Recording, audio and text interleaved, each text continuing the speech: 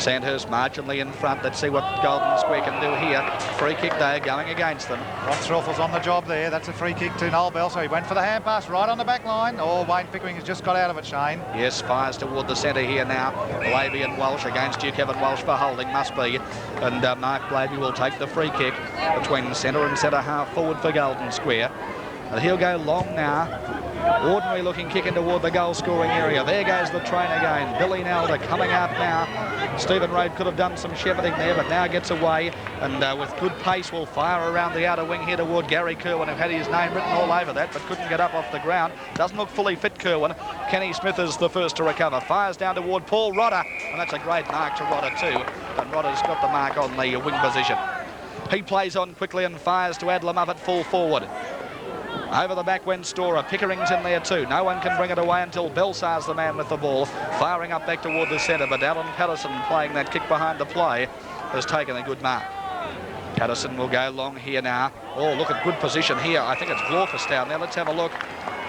Yes, Terry Blorfus it is. Came on early in the piece and he's marked it on the wrong side for a left footer because he's on the Melbourne scoreboard side of the QEO, but we'll see how he goes. Well, he's going to come in here from about 15 metres out. Pretty acute angle. Kicking to the city end goal. Left foot stab looks okay, and I'd say a goal. A goal to Golden Square. Back in front.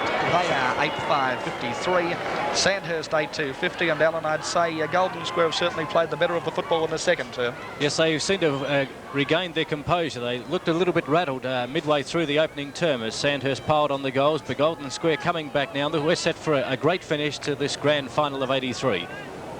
Well, certainly Sandhurst are lacking drive across their half-forward line. They need more value from Kerwin. He's picked up a couple of kicks this quarter, but hasn't been the driving force I'm sure they would hope he would have been. Bounce in the centre's a shock at that time. Favoured Patterson, who got it toward Faulkner, but it came to Paul Bowe, who's on the ground. He drives up toward full forward. This time Tony Cowling, for nearly the first time all day, is out in front of Mark McAvale and takes a good mark. Drives toward half-back where Greg Williams has made good position out in front there of Kevin Walsh, and Greg Williams will now drive around that grandstand wing. Up goes the Sandhurst player in Johnny Harrison that time. Must be paid the mark. Good mark too out there in front of Mal Cowling, who's been a quiet player this quarter. Drives toward Elkington. He misses what he should have taken. Patterson recovers, gets the hand pass, a poor one, and Stephen Road backs up well. Very busy Stephen player. Road now will go toward half forward on the grandstand side of the ground. Here's dangerous. Michael Lenigan gets the ball running. Hull Faulkner right on his tail. Lenigan not having the best of days, Richard. Hull Faulkner wearing him like a glove. He is indeed doing a great job, Colin Faulkner, but my word, hasn't Stephen Road picked up some kicks? He's been in the action all day, Stephen Road, and he's certainly a bonus for them. Now the ball is on the grandstand side of the ground. Sandhurst coming into attack through the quiet Frankie Coughlin, and the pass to Greg Hull was a good one. He got one around the back of the head too after he'd taken the mark from Noel Dillon. I think it was only a friendly tap, Alan, but 15 metres resulting. A good bit of acting there, and still the umpire Threlfeld's seen it, and he's put him right back to centre half forward now, and Sandhurst a great chance to score once again and get back in front of this game. Very cunning little player, Holly, isn't he? Very experienced, and he's got 3, I think, at this stage, and this looks like it could be his 4. No worries about that. That's home. It's 4. And Sandhurst now go back to the lead in a very seesawing grand final. Yes, a great game. This one, Sandhurst and Golden Square, they're traditional rivals. We're seeing some great duels, particularly Mick Lenigan and Colin Faulkner. The rumours have it that Mick Lenigan may be in the Geelong colours next year, but there we see in the second quarter, Sandhurst 9 goals 3 to Golden Square 8 goals 5. Just 4 points in it, and we've been playing almost 20 minutes now in the second quarter. Bounce of the ball in the centre once again. The grand final of 1983, Bendigo Football League, and Patterson got the knock away. There's the best player on the ground, Stephen Road, trying to shark. He got into Gallagher's back. No free kick. Out comes Belsar. Took a long time to get rid of the ball, and this will be a Golden Square free kick to be taken by Lee Gallagher. Lee Gallagher's got the ball. He's marginally Golden Square attacking side of centre. Good lead, good pass, easy mark, Terry Blorfus. And he's been a good player since he came on, Richard. Oh, yes, indeed. He's a very experienced player. I understand he doesn't like the tag that's been put on him as the best interchange player in Bendigo, but he very handy forward, Terry, when on his day. There's the kick from right in front. Golden Square back in front in the grand final.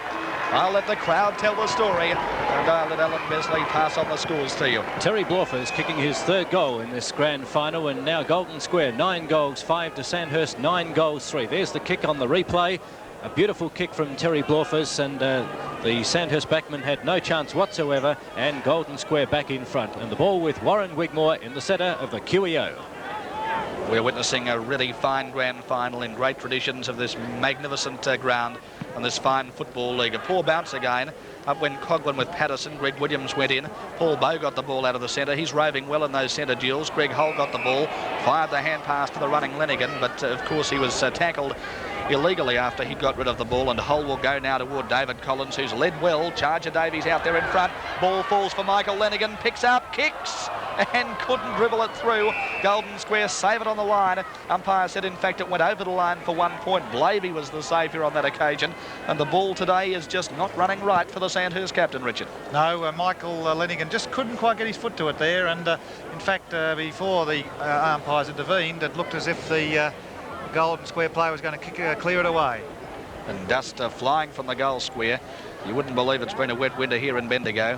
Beautiful green QEO after the kick out. Now has got his name written all over that one. And not even the Mickelson medal winner in Greg Williams could reach up high enough that time to spoil him.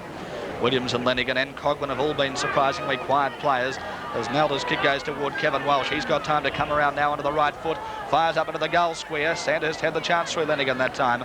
Off hands and 1 point again, and Sandhurst now creep to within 1 point.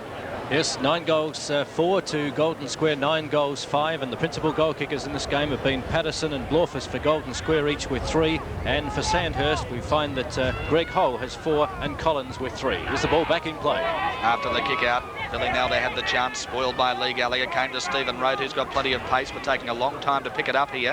Golden Square players into his back, but no free kick. In fact, it's going the other way. And apparently Greg Williams infringed against that time. I didn't see that one. And Greg Williams is going to go for the torpedo. 65 metres with the breeze, up toward where Belsar spoils. Shane Hartney backs up well, kicks back toward the centre.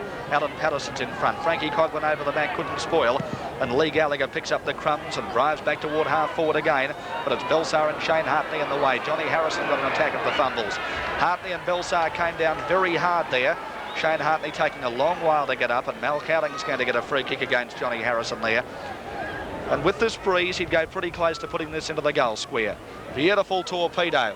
Suits Adlam, but he got behind that time. Story in front, spoils, comes to the ground. Golden Square with the chance now. They're trying to get the ball away, but the umpire's going to call for a Sandhurst free kick. And the quiet Wayne Pickering is doing a pretty steady job down there. Not audacious, just does enough in a game, and certainly is a very effective player. His kick is very poorly placed indeed. And Greg Williams, coming into the game now in the latter part of the second quarter, we're approaching time on, has taken the mark.